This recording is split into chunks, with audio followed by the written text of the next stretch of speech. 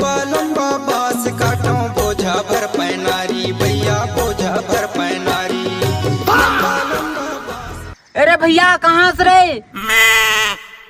अरे या जो हो रे तुर नीचे न देखे का काइन हो गए?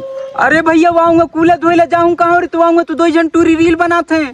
रुक में भगवान क्या था एकर चढ़ती जवानी है ना एकर बाल टनाटन है गाल टनाटन है सबो टनाटन।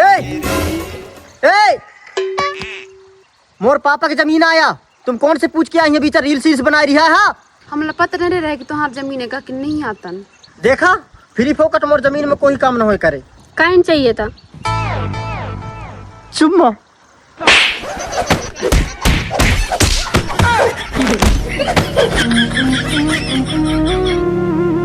कहीं नहीं हुई गिरी पत्थरा में पहुंच के चल रहे भगी चल ता भगी।